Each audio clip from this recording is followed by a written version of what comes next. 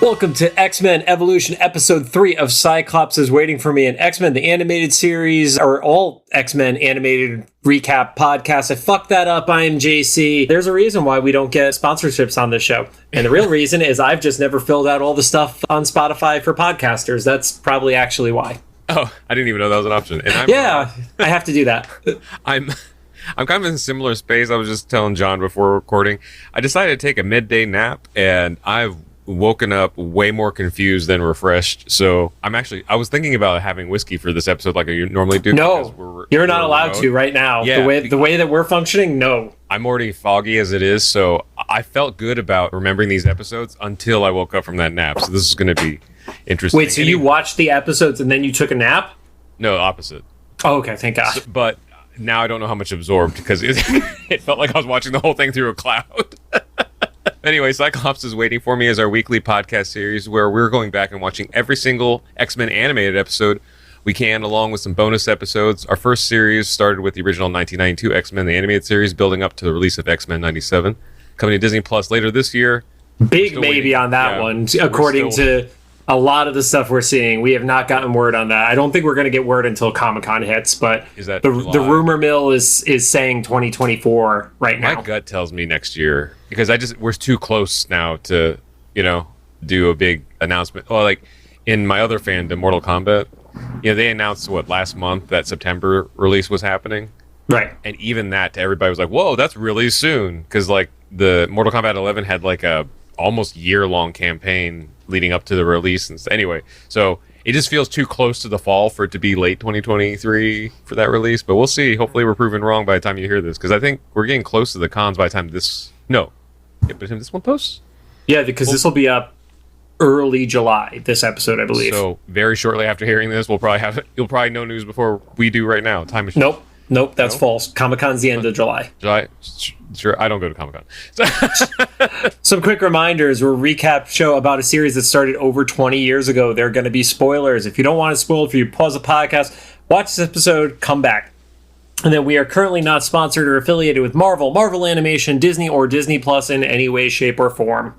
We should actually go to their competitors. They probably really like that. Yeah. Hey, Paramount, can we shout out Beavis and Butthead for you a bunch? Because that would be dope. Don't forget to follow us on social media at Cyclops IWFM Pod on Instagram, TikTok, Twitter, and Facebook. Of course, make sure to follow us on all your favorite podcast services. If you want to support the show, we have affiliate links in all uploads too. We'll make sure to include links specifically for X-Men Evolution now that we've jumped to the next series. Now on to the show. Today we're talking about Season 1, Episode 3, titled Rogue Recruit. It aired on November 18th of 2000, currently sits at a 7.4 star rating on IMDb. So of the 3 episodes we've done so far, this is the highest rated. I feel like you used to shows starting high and then kind of tapering off and then having peaks and valleys and stuff. But this just kind of started mid, I guess, as far as audiences go. I think we talked about this last recording session.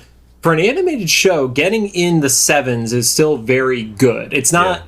It's not mid. Mid is you're hitting 5s and stuff like that. So I think we just kind of get used to the grading scale of a 7 is a C. And it's no, with TV ratings, a 5 is a C, I feel like. And of course, I knew what this was going to be just reading the title. I would really hope so. This was not a Maverick instance. Yeah, this is an origin story for Beast. But that being said, just as a broad generality, I'm actually kind of impressed of how they changed up the adaptation of this origin story enough to make it interesting. Yeah, and it also has different framing on it because, we can get into the episode. We know that Mystique is in a prominent role as one of the big bads of the season, whereas in X-Men 92, she was kind of just interspersed where needed. She was never the consistent, big villain for them to deal with over time. Yeah.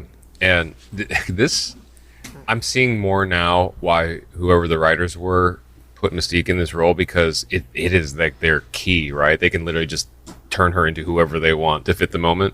And it's kind of cool having Magneto be the Shao Kahn of Mortal Kombat 1. He's not really there. Right. But he's there. Yeah, and I mean, having watched Wicked Tales of Sabrina, there's so much influence of this show in Sabrina because... there was the big bad of one of the seasons was essentially the principal at the school and twisting stuff from behind the curtain. And it's like, oh, that's literally what Mystique was doing here, where they were the puppet master, and most people didn't actually realize it. So are you talking about the show recently that was on Netflix? Was there? No, the recent dark and gritty one, not the Melissa Joan Hart one. Yeah. Salem, man. That's part of the reason I liked Black Cats at a young age. Funny little circle though. Two of the the evil sisters in, not the Sabrina sisters, but like the three sisters at school. Oh, the trio. Yeah. Two of them have been cast in Mortal Kombat 2, the movie, as Jade and Kitana. It's perfect casting. I mean, I kind of remember their acting. I could see that. Just the way their looks were, I'm like, yes. So it's all connected. X-Men. Literally, Rod has Mortal Kombat on the brain. Even though we are an audio show, we're on video together when we're not recording in person, so we could gauge each other's reactions and such. But Rod is wearing a Mortal Kombat shirt today, so this is just my at home shirt. You can see all the 500 holes in it. Oh yeah, it's gross. If it was a video show, though, I would make sure that there was a counter up in the corner of how many times Rod mentions Mortal Kombat today. Oh yeah, we just make that a podcast-wide drinking game. I don't want to kill our listeners. I know, right? Everybody gets alcohol poisoning. Especially because most people probably listen to us when they're commuting or something like that. People sitting around a fucking speaker on a Friday night like it's an old-time radio play. I would love that. Like in A Christmas Story when they listen to Little Orphan Annie on the radio, and then he sneaks into the bathroom so he can decode the message on the little ring. So Cold Open starts out. We find out later that this is formally a school dance, but I called it a clubhouse on the swamp. Did I miss them say that it was a school dance? Yeah, there is a specific part where it gets mentioned as a school dance, but that is wild. Yeah, visually that was not what I got out of it at all. That was a swamp house party. Yeah. That was just a combination of words. I didn't have my 2023 bingo card. And even though she hasn't been called this name yet formally in the show, we see sad Rogue leaning on the balcony wanting to be by herself.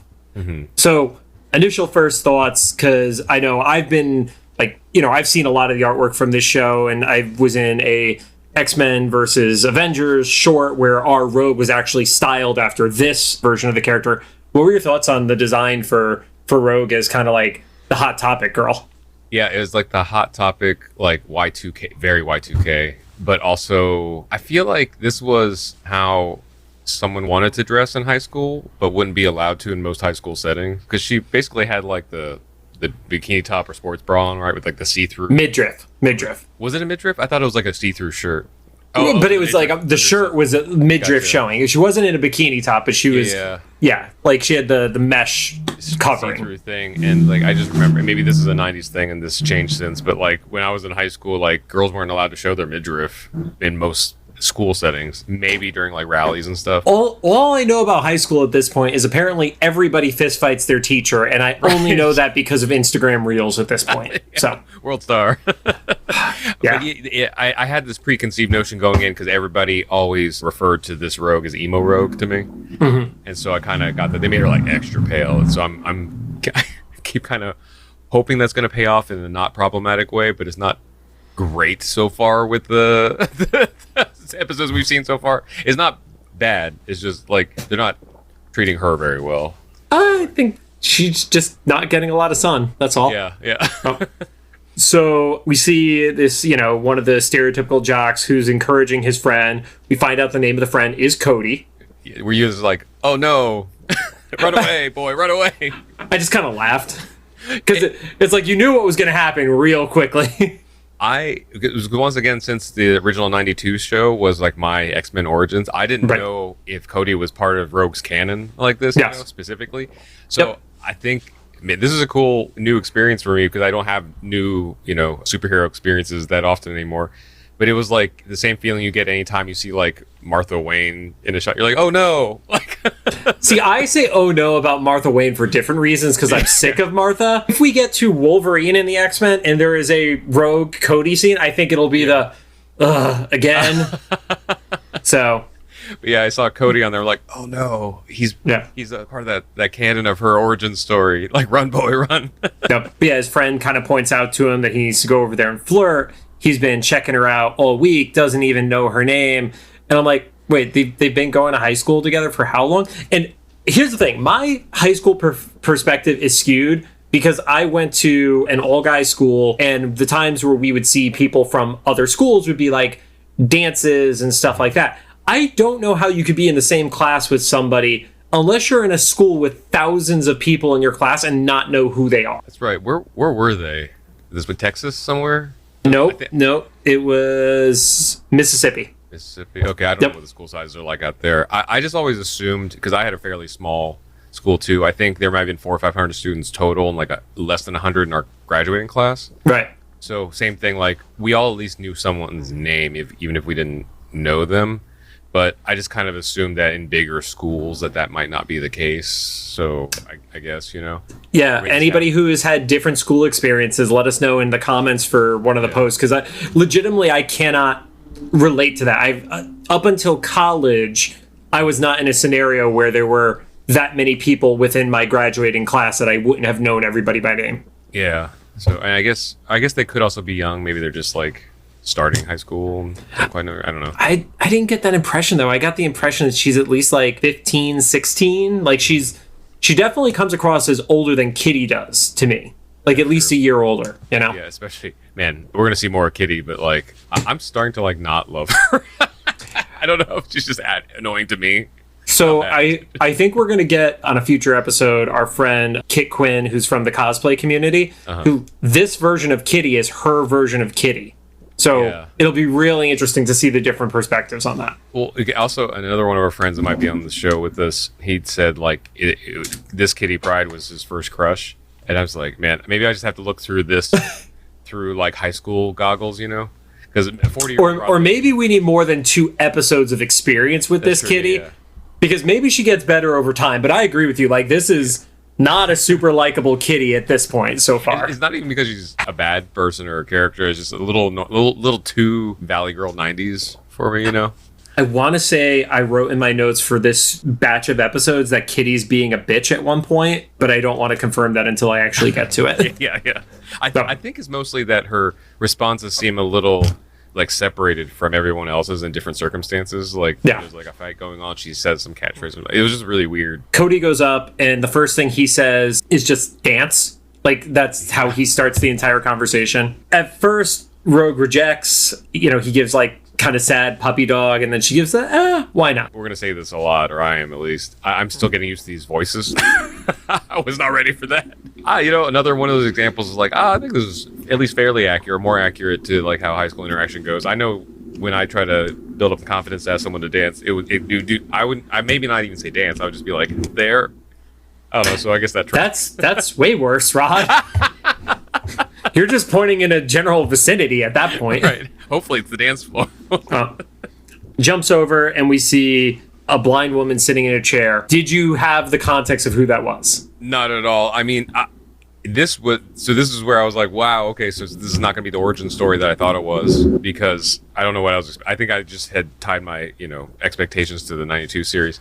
I was like, who is this lady? I guess because I'm like, isn't Mystique her mom? And then like, why can she sense her using her powers? And so it's weird. But I did like her little exposition drop. That kind of, not that I needed it, because I would prefer characters in the show to just dress like their iconic ways than for me to have an explanation before. So when Rogue was like covered from head to toe, I was like, it doesn't make sense, but I don't care. I like seeing whatever superhero design they're going to have be the design. Right. But then this lady actually has like a little bit of explanation. She gets on the phone with someone and is like, I faked her skin condition and stuff. I'm like, oh, okay. I don't know what skin condition that is, like leprosy or, but just going to put it out there. Irene is Destiny.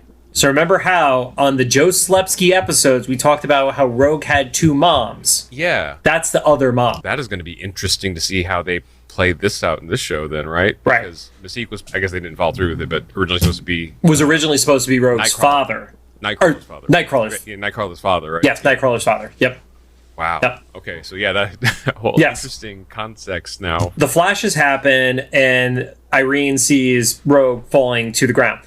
The little Easter egg that you probably didn't pick up on is over Irene's shoulder, there was a family portrait that showed Irene, Rogue, and was a woman who had pearls on her neck, which resembles the costume design for Mystique with the necklace when she's in blue mode. Interesting. Yeah.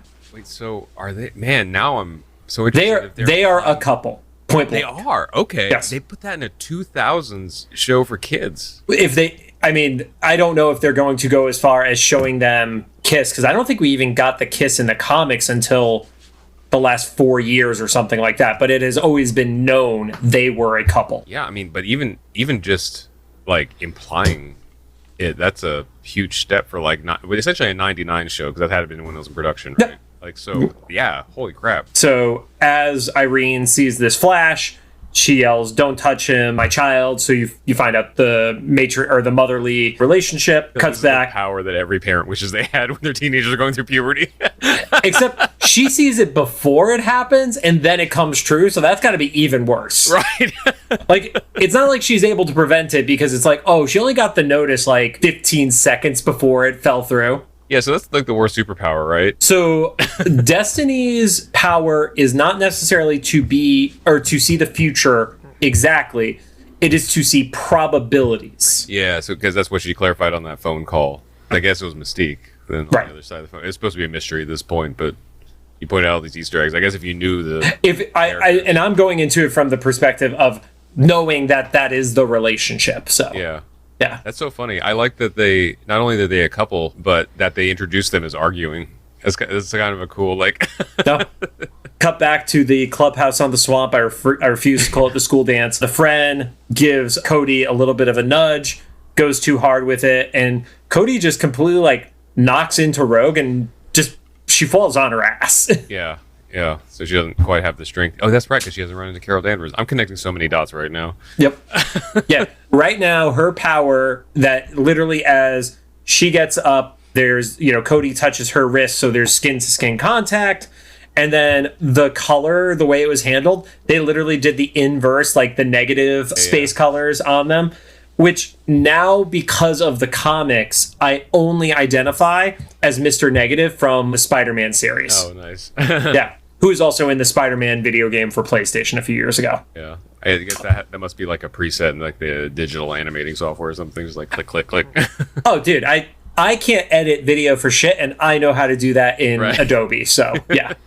But as that happened, Cody ends up fainting. We saw the scared moment in the last episode with Kitty. This is one of those, like, somebody has their powers happen in a very, very public way, and it's kind of like the are they a mutant vibe from everybody in the crowd. Two things with that. Yeah, that was really interesting to see, because I like I said, I'm so used to the story of like, Rogue and Cody just getting it on like in private, and then she just kind of, jets when he passes out. Second thing, I've mentioned, I think I put this as a note in either later this episode or the next episode, but like, I'm still not quite clear how much the public knows about mutants. I think it is a very, very small percentage, and I think it was still just at that dawn of the internet where we were on it because we were nerds, but the majority of people were not regularly on it. Oh, I mean, like in the show, like no, but that's what I'm saying. I'm saying because remember, if it was written in 99 2000, you and I were this age. We were literally the age of these characters,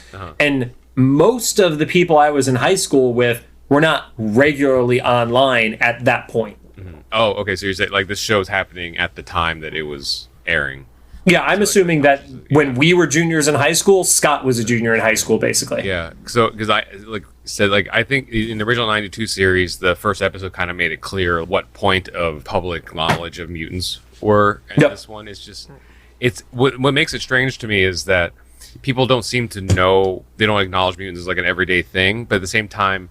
And maybe it's just because it's the kids and they're younger and more open-minded or whatever, but like whenever like a crazy power gets revealed, there is a reaction, but it doesn't feel like the magnitude of like an earth-shattering, like that shouldn't happen kind of thing. It's more of like ooh, you're really strong. Right. And I think we'll save that for the next episode, because I agree with you on that, and I want to dive deeper into it in the context of that character. But yeah, this one, it's there's something weird going on, but they can't really put their finger on it. And the friend tries to block the door as Rogue is ready to run out. And that's where we see something that we only really got in the Carol Danvers episode of X-Men 92, which was not just getting whatever power somebody had, but also in getting part of their memory. Yeah, I like that. We see that a lot in this episode, is her like having flashes of the other person's life. Yeah, Yep. and she uses her newly acquired quarterback skills to take the guy out. Okay, I don't know football. Was what that friend said afterwards like legit? Like I didn't think anybody but Cody had moves like that because it just looked like she pummeled him. Is there a way to pummel someone in football that's like a unique characteristic? I think it's a like, oh, you're good at football, but I'm pretty sure that the guy doing the Heisman move on somebody is not a unique thing. But I think that was mostly just a story concession of like, yeah. So they're all like, oh, that's strange. She's just like Cody now. And then she is running off and she's getting freaked out and she's giving the who am I, or what am I? Mm-hmm. So that's another interesting thing that feels like a little bit of a expansion on the Rogue that we knew before, was that it not only does she absorb that other person's personality, but at least at this age, it like almost kind of it's like taking up more space in her head. I'm getting that vibe now that her skill has to be like to compartmentalize that newly acquired thing or something. So that was interesting. Or what I believe that matches up with the comics is it does fade over time as long as she doesn't do like, you know, the crazy power pull like she did to Carol Danvers in both the comics and in 92. So then we see on the phone, Irene is talking to somebody, basically giving excuses as to like, yeah, shit went down. All the possibilities and probabilities I could think of, this was one I couldn't expect. We knew she was going to get powers, but we didn't know when it was going to happen. And then they start talking about like all the ways they've tried to deceive her. Yeah. And I don't think I've ever seen a scenario where the parents, at least in the 90s, probably very different with modern stuff, but the parents were the one who was actually encouraging the kid to go goth. Because Irene even actively says the way she dresses, like she nudged in that direction. Yeah, it's like, make sure she's covered from head to toe. Because now that makes sense, because Irene can see probability. Right. She's probably going to get this like weird absorption power. That was why I was alluding to earlier. Is like I like that it had a little bit of a reason, but also Irene had the thought that I thought when on the phone call she implied that like we were trying to keep her from touching anybody. I was like, a teenager at a party? Have no adults ever encountered teenagers before in this show? But at least Irene acknowledged, like, she's a teenager. It was going to happen. And, you know, she's talking to Mystique, and it's like, Mystique was the one who really should have known better. Let's be honest. Yeah, totally. That's the one who touches literally everybody. Yeah. And it's what I was saying. Like, Irene was like, actually like, so fucking teenagers, man. I can't keep her from touching people. Also, I like the implication that even a mutant with the superpowers of probability and foresight still is useless against the teenager's mind. To be fair, Rogue didn't even try to touch the dude. It was Cody's friend who fucked everything up. Well, that's maybe just as a collective, because I don't know how things weren't too wild for me when I was in high school. I don't know how they were for you, but even then, that felt really unpredictable because it's like the collective of teenagers, you know, especially in the 90s where it was like we were kind of anonymous. So it was the era before everything was recorded. Yeah, so there's like bonfires and shit in cornfields that no one spoke of since then, and most of us don't remember either. Rod, you could have been in a cornfield bonfire last night and not remember it. It's fine. Maybe. I could have been this afternoon. I'm still a little foggy from that nap. So the voice on the phone says that they're coming, and then we get a comment from Irene that Xavier and his crew is going to be coming too. So like they all expect each other now. Mystique is very well aware of Xavier's crew. We don't get the impression that it's the other way beyond knowing Toad, really, because we haven't seen a reveal about Xavier and crew knowing about Lance from the last episode. Oh yeah, except maybe, and we'll see this as this episode and the next episode go along. Maybe that the kids have a hint that something's going on, right? But also mostly because of the events of this episode. Jumps over the mansion, and there's a ninja. Yeah. What were your thoughts on the ninja, Rod? I mean, I felt like it was a setup for just like one of the X-Men. I thought it was going to be a new X-Men, but I was like, this isn't somebody actually breaking in because it has that Danger Room vibe, you know? And also Storm's trying to murder this person a little more than normal. Storm's like defending the mansion, which is an upgrade from the 92 show. They're like defending their place they live. Yeah, not just having it be destroyed every 5 minutes. Right. Although she does kind of destroy it because she like floods not Danger Room part. Yeah, she floods the vents that, you know, this ninja who we find out is Wolverine and just floods all the air vents and then sends him right down into the Danger Room. which now makes the auto defense from the last episodes make a little sense. Like maybe they do funnel all their intruders into this room. Yeah, and that's it's basically like their killing field. So yeah. To the dungeon. But yeah, it starts out, there's water and ice jokes, and then the not yet revealed Wolverine breaks out of the ice, which I think it shows that this is a stronger Wolverine than 92 was, like from a physicality perspective. Like he was able to fight and take damage, but he wasn't this strong in the last one. At least I never got that impression. You see, at that moment, I thought that they were going to reveal like Iceman was part of the university or part of the institute or whatever, because I wasn't used to Wolverine being like Sub-Zero'd and then just be like, I'm fine, right, move on, Yeah, and I think we've talked about this, is like over time comics and powers tend to escalate, because like the original Iceman was like making snow, and then the modern day version of Iceman literally can make a kaiju out of ice to fight giant demons from limbo and shit. So has he gotten to the last Airbender territory where he can like control like moisture in people's blood and stuff? Don't remember seeing that in particular. If that hasn't happened yet, I'm going to guess that it's like one of the last things they're going to be able to go extreme with in the future. I feel like they haven't touched on it because they've focused on Magneto having the power to fuck with people's blood. Yeah. So I feel like they didn't want to be redundant of doing that at the same time with Iceman. Yeah. Just a thought. But yeah, so you get the Wolverine reveal, and then Xavier shouts and stops the exercise. And this was the most Cyclops moment we've had close to our original 92 Cyclops, where he was just kind of like, I don't get what the point of this was. It was like a little bit of like smart-assy Cyclops. Yeah, we just broke a bunch of stuff in the mansion. Yeah. And, they say, the whole point was to show that even the best security systems have weak points. And yeah, I mean, Toad broke in, so. Oh yeah, maybe this is a response to that. They're like, listen, some gross high school kid just broke in here. It really just slobbered all over the place. Yeah. You think of his power set, he wasn't like especially like forceful. He was just like nimble and drooled. And you see Kitty, and Kitty's like, obviously she's only been around this team for a few days at this point, or a week or so at most, because she's still creeped out by everything. Yeah. And nobody else is. Everybody else is cool and chill, and she's just like very judgy. She's like, isn't this weird? Nope, just me, okay. Kitty's like freaked out, and so Kurt's like, this is my chance. So he starts flirting with her while she's like getting freaked out by all the like everything she just saw. Because I guess even though we're used to seeing it, if you think about guy with claws just parkoured his way in, this woman who controls weather is controlling weathers indoors. Yeah, him through the system, and a 15-year-old watched like a grown-ass woman who can control like lightning powers use like laser machine guns in a high-tech danger room to like try to kill this guy that's supposed to be their friend. Let's remember though, if you're not used to it, even though we call it the danger room because it's the proper name, it's literally like a giant murder room torture chamber. Yeah. If you're looking at it from an outsider's perspective. So she's watching it, and everybody else is kind of chilled. She's like, "Am I still the new one here?" Okay. Yeah. Kurt's like, so about danger. I forget what his pickup line was, but he's trying to mac on her. He's really bad at it. Him flirting with her is the equivalent of you asking a girl to dance by pointing in the direction of a dance floor. There. Let's hope that he was raised in a monastery in this continuity too. Yeah. Well, he did show up in the monk robes in the first episode. Like, listen, when I asked Father John to go out, it went way better than this.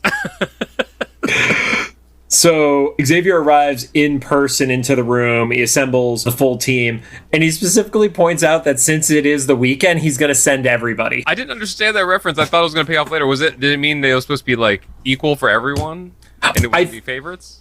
I think it was he's focused on them not skipping school, so that's why they all get to go for the field trip, basically.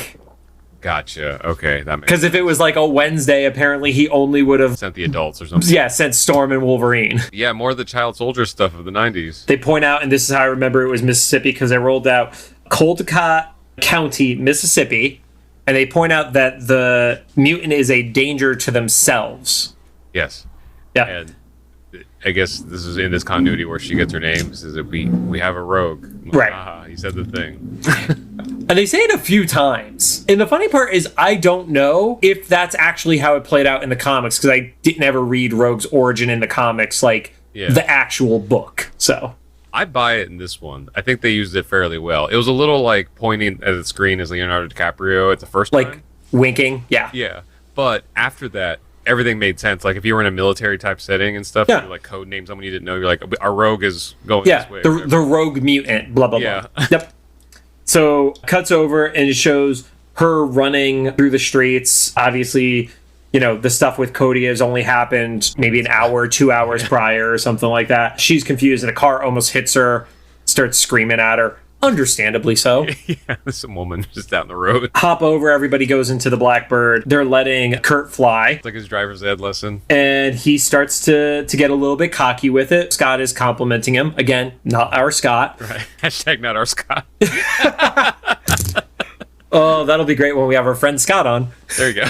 And he starts flying using his feet. Yeah, the Cyclops is like, oh, okay. Okay. It's like he got grossed out by it. It was like, oh, I have to put my hands on that. I wonder if he thought the same thing I thought. I was like, oh, wait, his feet are the same shape of his hands. I mean, I probably thought of that 35 years ago when I saw the action figures and such. Yeah. He also has a suction cup on his knee? He had the suction cups on his knee, which was great for playing with, horrible for display. Yeah. And also those things, those are the plastic materials that turned like yellow over time. And they didn't work to begin with. No, you had or the cheap like ones. because when you were kids, you would just be gross and lick them, so it would stick to the windows and stuff. Yeah.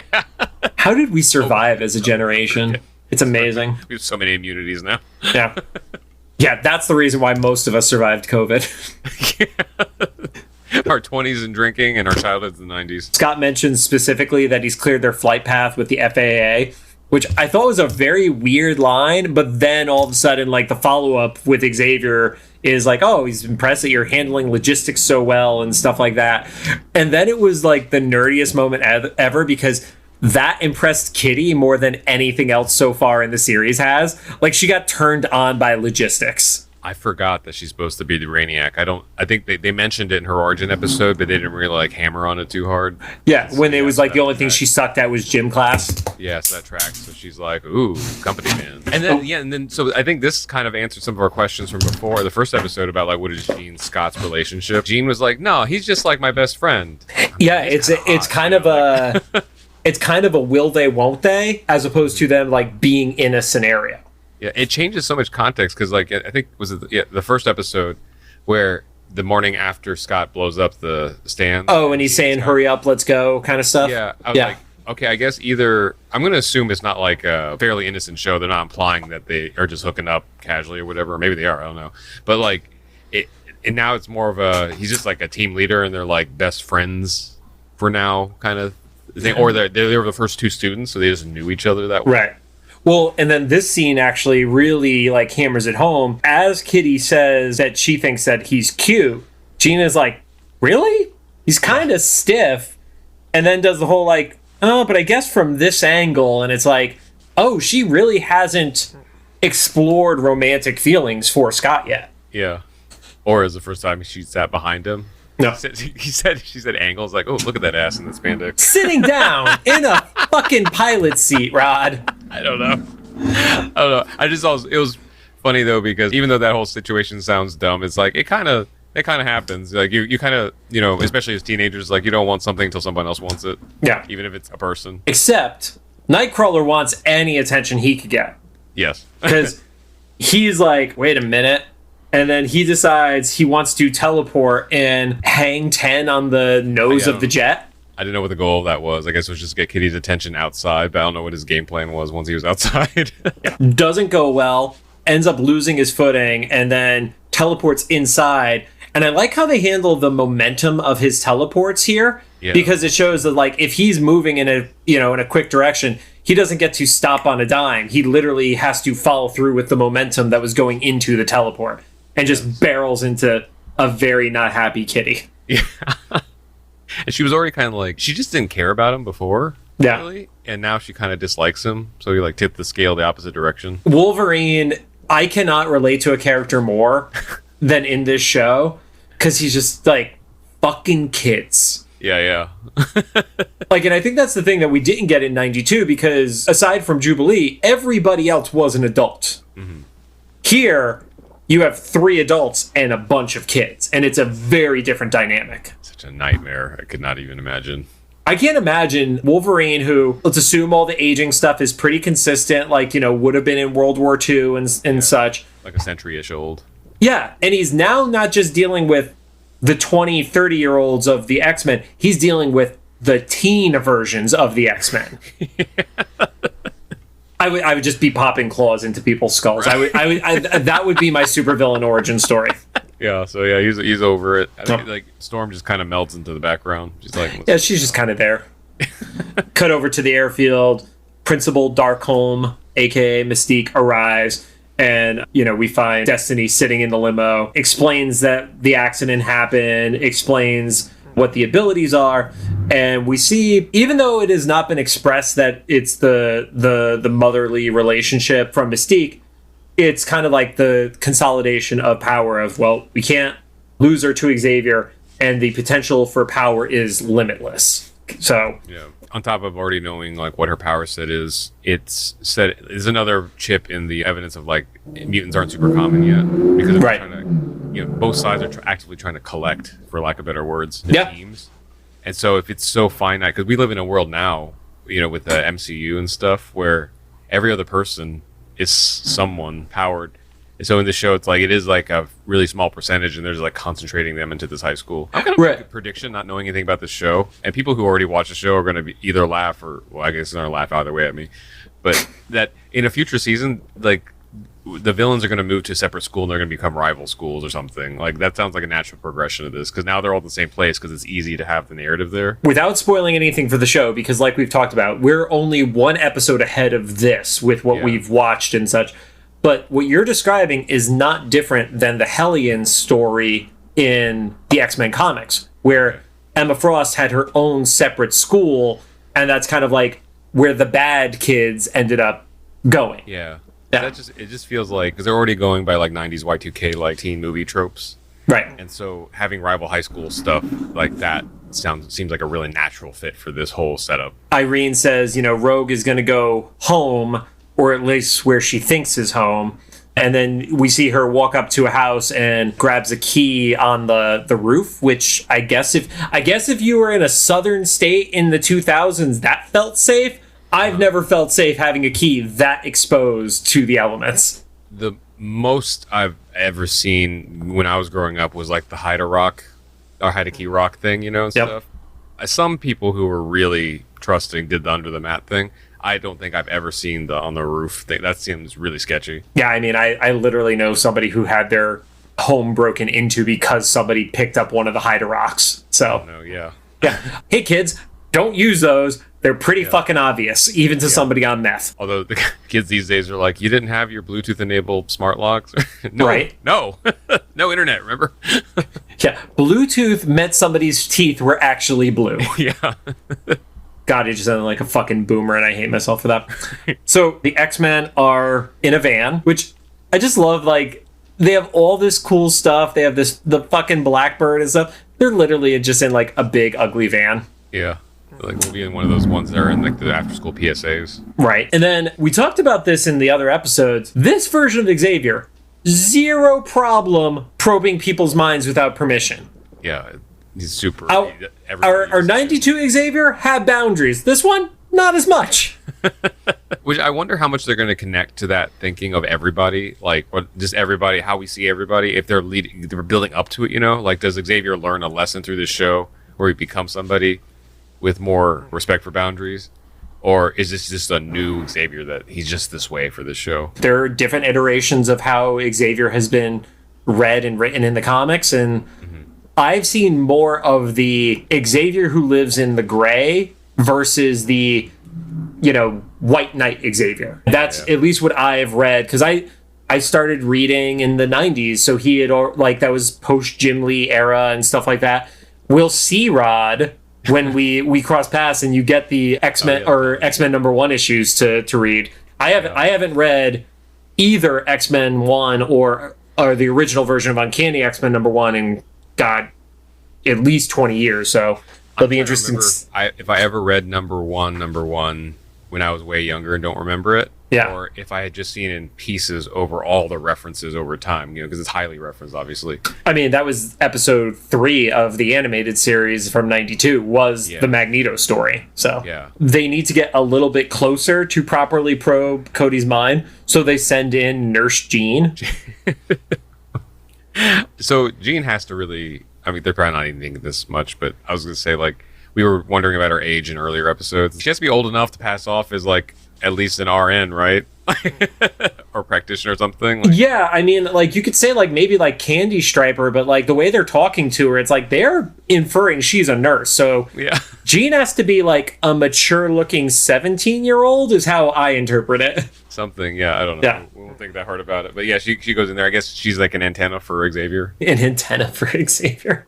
Well, because he's like, I need someone to, like, he basically says he need, like, his reception doesn't go that far. Yeah. And then they show her and then it works. I was like, okay. No, you're not wrong. Just the Rod Kim phrasing of stuff is amazing at times.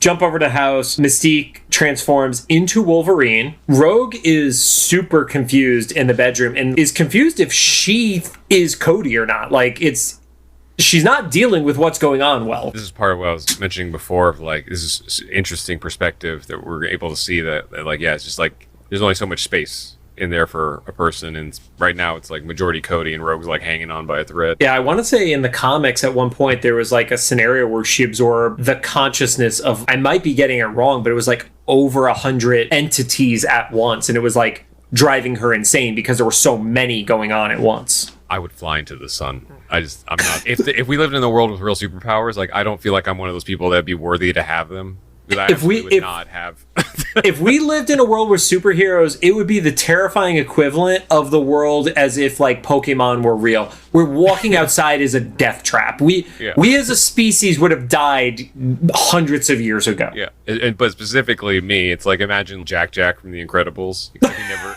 outgrows his irresponsibility. Like, that's like me with superpowers. Like, you think I have discipline to learn how to use any of that stuff? So Rogue kind of, after hurting Cody inadvertently, decides to destroy Cody's room. Mystique as Wolverine jumps in, does like the diving, attack as Wolverine. So the way I interpret Mystique's powers in this world is, as long as it is a physical aspect, she could mimic it, but she is not necessarily stronger in that action. Because she made the claws. Because that's OP if she has like his healing factor and strength. Rogue, fights back, runs out, and Mystique is like, all right, cool, time to swap again, and then switches into Storm. Yeah, then I see what is happening. It's like, oh, this is actually kind of a smart... it's a brilliant plan. Yeah. If you know who your competition is, and your competition doesn't even know who you are, that's a brilliant plan. Cut over to Wolverine, Nightcrawler, and Kitty, who I have abbreviated as WNK, are investigating. Yeah.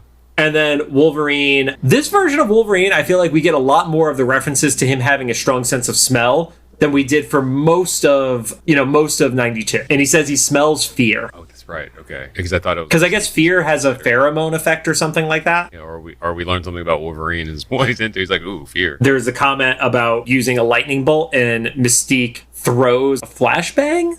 Yeah, so that goes your thing about, like, she can't replicate the powers. Right. Just like the appearances and clothes, apparently. That's always just been a given. But, like, yeah, the flashbang thing's interesting, and it's a cool thing for us to see. But then, obviously, if you're Rogue and you're already having, like, a psychotic break and running away, you're not going to know the difference. Right. So as that happens, Rogue ends up landing in front of Irene. Obviously, she recognizes Irene somewhat. Was that actually Irene? I thought it was Mystique. No, that was Irene. Oh, it was? Okay. That was Irene, yeah. Wow. But Irene is in on it with Mystique because they're like, yep, you need to try and remember what's going on. And she's like, oh, you're being hunted by the X-Men, who are mutant hunters. So obviously there had been enough discussion that the word mutant is something she recognized quickly without questioning it.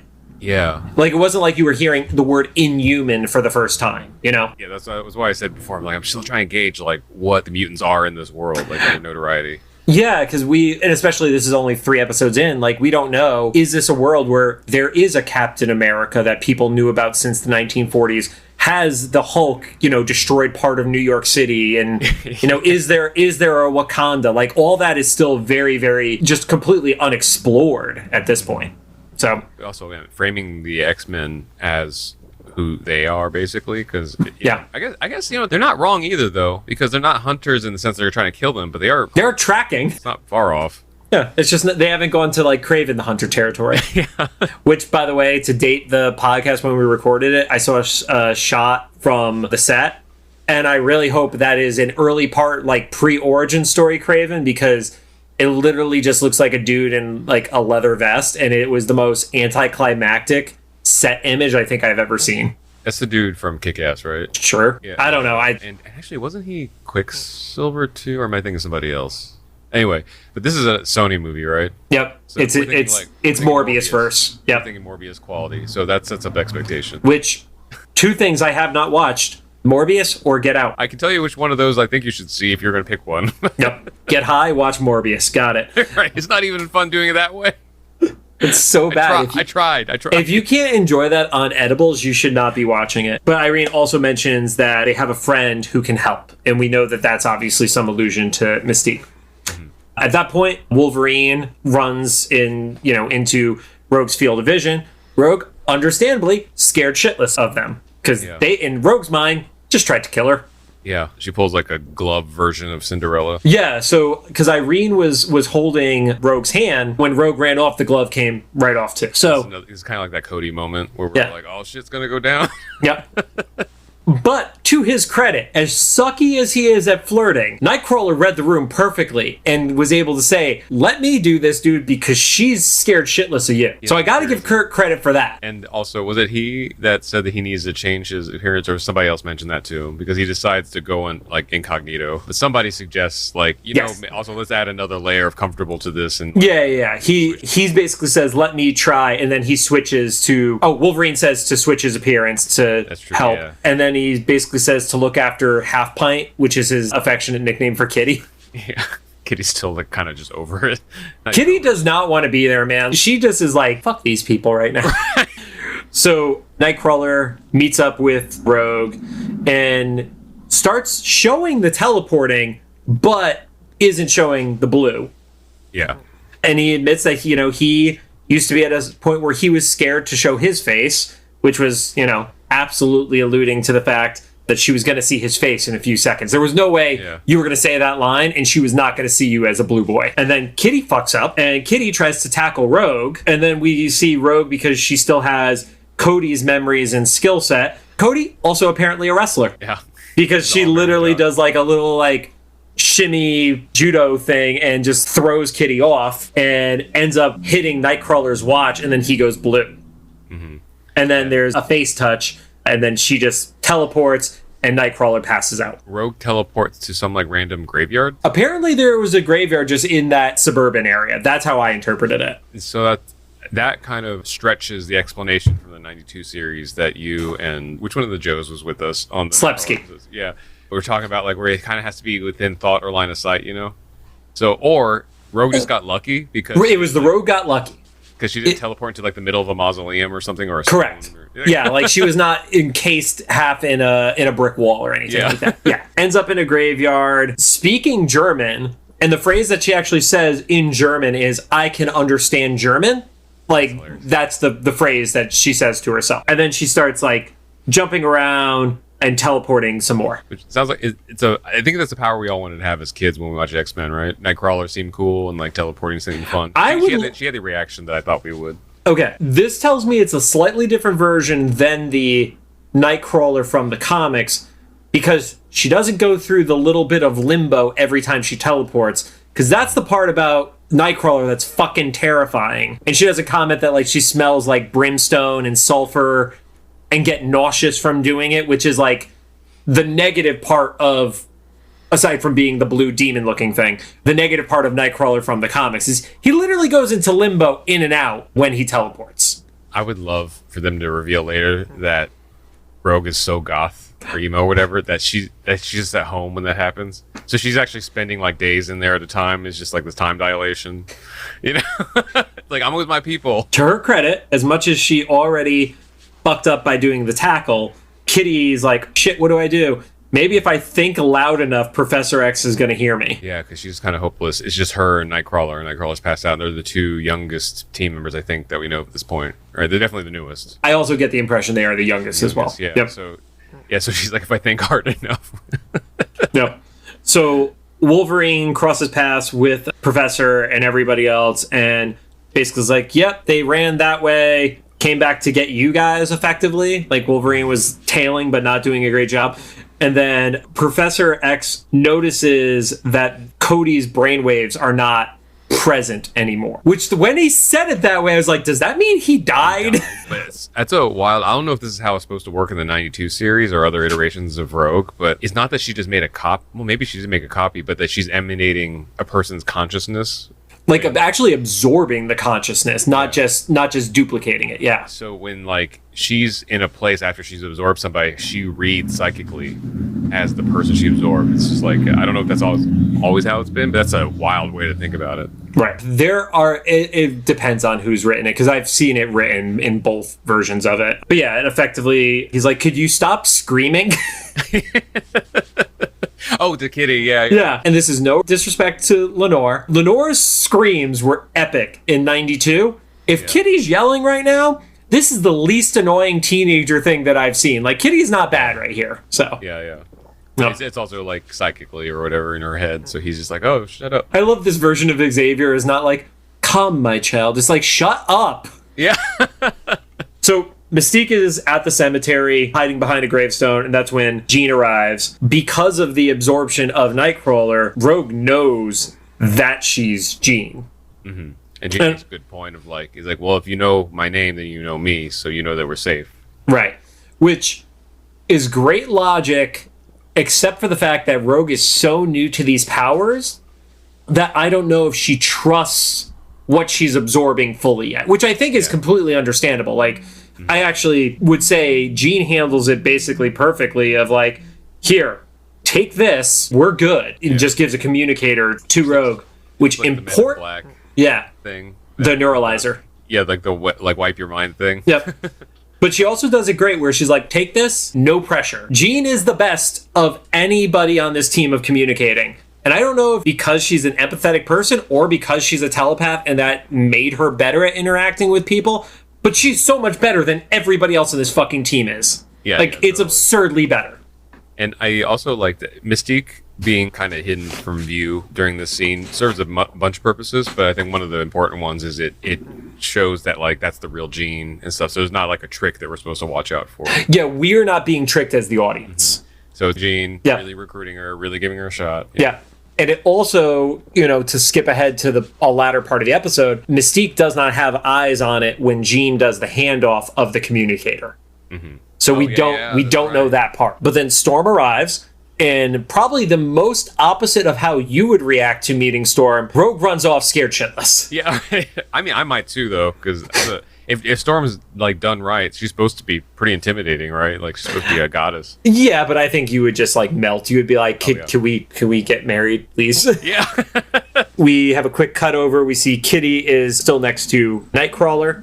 Rogue has gone into the mausoleum to hide from the evil Storm in her mind. Yeah, because she just got attacked by Mystique Storm. Yep, like, with the flashbang. Yep. Mm-hmm. Mystique turns into Cyclops and is basically like, angry, shitty version of Cyclops. The one we know. No, it's not the one we know. He's never evil. He's an asshole. Get it right, Rod. Yeah. But yeah, so they have like a little bit of a back and forth. Rogue runs out of the mausoleum, runs into actual Cyclops, and then actual Cyclops shoots the high voltage wires. Oh yeah, because he still doesn't have the control that Xavier's trying to teach him. Yeah, it was like get knocked off, and then they don't get knocked off because visor's on. But I guess maybe he pushes a thing or something, or he just let it loose by accident. Yeah. Yeah. Man, he needs to be better at this. He's like, I guess it is like he still needs to learn control is the conversation here. I don't know if this is how it's supposed to go, but the vibe I'm getting from Cyclops' powers in this universe is it's like holding your pee or something. Because if he just loses his control for that moment, he'll just piss himself, Yeah, and I'll even say, like, when you look at the next episode, without revealing any of the story points, but when he shoots the optic blast, it's a little bit more like Kylo Ren's lightsaber, where it's not held together as well, versus compared to, like, Darth Vader's, where it's, like, a very clear, perfect blade kind of scenario. You have that, like, fractured crystal. Yeah. It's making it very unstable. Yeah. Rogue runs back in, and then there's, like, angry Jean, which is obviously Mystique again. And then Rogue just fucking teleports into the air. She's like, fuck this, I'm out. Which, again, we know it's a different team because nobody is breaking ceilings and skylights. Yeah, right? They're being courteous. They're using doors and stuff. While Rogue teleports into the air, Storm's, like, approaching. Again, because she's already freaked out by her. She, like, accidentally touches her because she still has, like, the ungloved hand or whatever. Right. Then, then the worst case scenario happens. Rogue gets Storm's powers. Everybody has that look to each other like, oh, shit. Well, and we've seen this in 92, but it was a different scenario of a older, more mature, controlled Rogue getting Storm powers, and it was even too strong for that Rogue. So this is the one with literally zero control over her abilities. Not only does she not have control over Storm's power, she doesn't have control over her own. There's like this double magnification of chaos, and she floats into the air, kind of like, I know you haven't seen this, but Max in Stranger Things season 4, when she gets possessed by Vecna, when your favorite song on Earth starts playing. That's when that song plays? It's one of the so like it's like when Max getting possessed situation, or any of the kids that get possessed in Stranger Things situation. So it's like I would say it's a little more like the third impact from Evangelion, but sure. Okay, yeah, I haven't watched that, but it's like that. The power is so untethered. It's like if Storm was doing all the work to keep all the power contained. Right. It's not happening anymore. So there's like a monsoon, a thunderstorm. Yeah. The apex weather event is happening. Yeah, and Storm has effectively like fallen into a bunch of water that has piled up by one of the mausoleums. Jean has to create a shield, protect herself and Cyclops. And they point out that she's like, oh yeah, she has no control over this right now. We're probably gonna fucking die. Yeah, we're gonna die right now. Yeah. And then Jean also rescues Storm, and there's a passed out Storm. Well, Cyclops runs over to get Storm out of that giant puddle, grabs her, and then Jean raises them all up very quickly, which I don't know why Jean just didn't raise up Storm from the water. I don't know why Cyclops felt the need to run over there, and then she had to save all of them. But they're still working on their team skills. Their tactics are not as strong at this point. Yeah. So in the midst of all the chaos, Rogue just suddenly teleports away. It's kind of unclear if it was intentional or if it was just a result of having so much like chaos happening in her head. But she's gone. The crazy weather thing happening just immediately stops because she's not in proximity anymore. I guess that's how it works. Yeah, which we've seen that with Storm in various iterations where if Storm was to leave something quickly, the control that they have over the weather would disappear with them. So. And then Wolverine mentions that he sniffs and he smells Mystique. So, the X-Men get there first of all, and then Nightcrawler's still out cold. Xavier is like, we kind of fucked this up. We need to give her time, and definitely suspects that somebody else is involved. Then Wolverine sniffs a little and says, "Oh, it's Mystique." And I think this is the first time we're hearing them acknowledge Mystique, right? The X-Men? Yes, and it's specifically Logan who does. So there's a history with them. I mean, obviously, Mystique knew about Xavier because the last episode is like, I bet, or 2 episodes ago, I bet you wiped your mind. First episode because it was about Toad. Toad, yeah. It was like, I bet you wiped your mind. So we knew that, but yeah, so the X-Men have had like an actual like interaction with Mystique at some point. At the very least, Xavier and Wolverine at minimum. So yeah, but yeah, Kitty wants to follow, and they're like, no, we have to take care of ourselves first. We have 2 passed out people, right? Yeah, we kind of fucked up. Kurt wakes up, and Kitty is actually excited and welcoming to him and not awkward, and I don't want to say like hateful, but just also like she's not creeped out at least anymore. I think at this point we kind of I think this is what they were going for, was that especially with like the character that's always supposed to be the over studious student, they has like kind of a mask of disgust with someone, and like this like kind of traumatic experience like takes that down. So she's like, oh no, I kind of did care about you, and so when he wakes up, Kitty's like, oh, my fuzzy elf. And the most awkward thing with Cyclops, he mouths fuzzy elf. It was so funny because I know that there's not a subtle way of animating that in the style that they've decided the show to be in. No, because we don't get the level of mouth movement that if somebody is just pantomiming it, it's not the same. And it's like, did they forget to give Scott dialogue here? It was, because his jaw just drops. Yeah. He's like, fuzzy elf. I get it, man. It's like the fist bump under the table, like, yeah. Yeah. It was hilarious. So, jump back over. Rogue is talking to Mystique back at Bayville and just be like, yep, welcome to school. You're going to wonder if some of the students are starting to catch on. A bunch of, like, very strange kids are starting to enroll in the school. Right? Like Toad was already there. We know that Lance has just joined, so I don't know, maybe Lance knows how to keep his fucking mouth shut. Now there's the new goth girl. Yeah. Also, like, wings of the building are, like, getting destroyed every couple weeks. Well, what have we had? We've only had the principal's office and the hallway. No, the principal's office was the... Oh, that was the that was the other school. That was Kitty's school. I keep mixing those up. Yeah. Okay. I don't know. Okay, so we'll see, I guess. Yeah, I mean, we've only had the faulty gas tank at the football game. Oh, that's right. Yeah. And then we see Magneto arrives. I can't figure out, is Magneto a psychic representation or is he appearing there physically? I think it has to be physically because he's moving like the paper clips and shit. Yeah. Yeah. He has the presence that the Netflix Marvel shows had of the Purple Man with David Tennant. Where he's like in the shadows. I think it's even more ominous than that though, because Tennant's Purple Man, he had no power beyond mind control stuff. Yeah. Here he's like appearing out of shadows like fucking Dracula style. Yeah, and we haven't even seen his face yet. That's how like in the shadows he is. Yeah. Everything's kind of darkened in. His face in this is kind of like the worst episode of the animated series with Jubilee's Fairy Tales with the robots that you don't see inside the helmets. Yeah. I personally, so far I like how ominous they're making Magneto to really set him up as being the big bad. Right.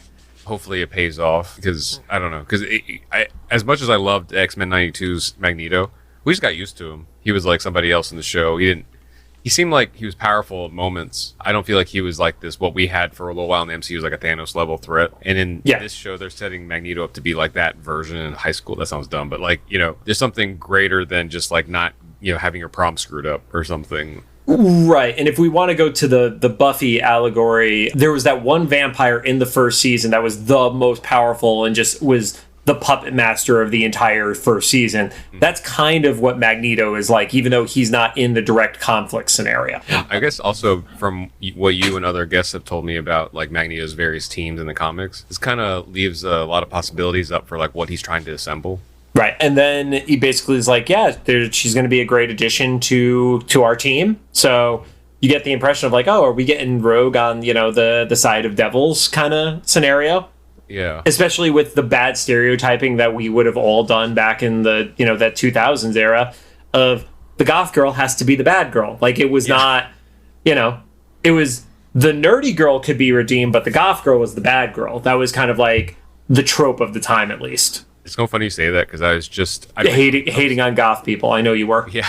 Well, no, I was just really recently, long story short, I posted something on TikTok that kind of popped off again about nostalgia stuff, about graduation songs. And I posted on Facebook, like, hey, my high school class, what was our senior song? I can't remember it, Yep. And that reconnected me with a bunch of people. There was this one specific girl who was that goth girl. She listened to Manson. She wore the shirts that got banned from school every time because it had Manson's face on or whatever. And stuff. Right. She was the closest thing in Indiana had to a goth girl.